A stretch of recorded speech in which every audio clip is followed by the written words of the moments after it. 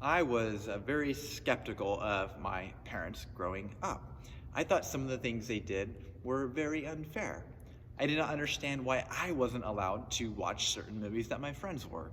I didn't understand why I wasn't allowed to listen to certain music that my friends listened to. And I didn't understand why I wasn't allowed to go to certain places that my friends were allowed to go to. My lack of understanding, coupled with me not getting what I wanted, caused me to really view the decisions they made through a lens of skepticism. In other words, my kind of default disposition was one of not trusting them. Now, while you and I can clearly see the error of my ways when it comes to my failure to trust my parents, it can be easy to adopt a similar skeptical mindset in the way that we view God or others today.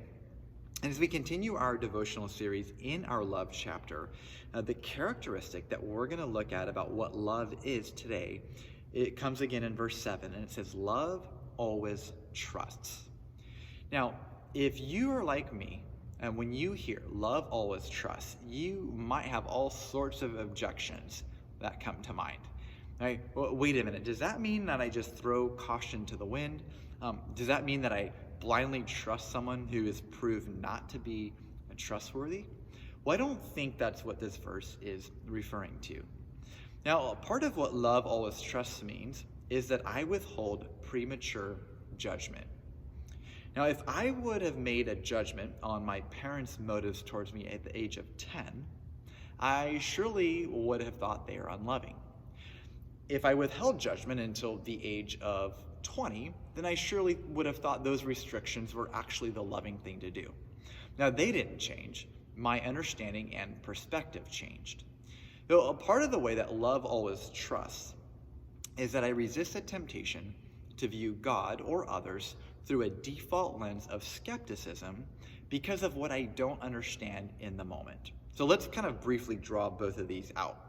When it comes to God, we can definitely adopt a posture where we can definitely choose to trust because he isn't like human beings, right? So he is always trustworthy.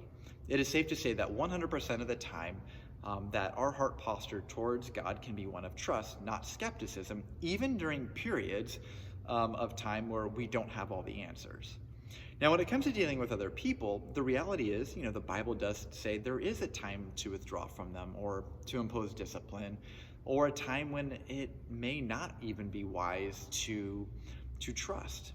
However, let us not take those examples as a means to throw in the towel in our relationships and therefore not do the hard work of working towards trusting.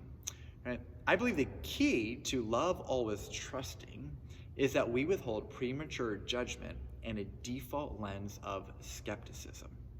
Right? So love is more than emotion. It can be hard work. And therefore, we may have to have tough conversations with people in order to work towards trust. So I just want to leave you with this one question to ponder. Where can you withhold premature judgment about God or others in order to trust?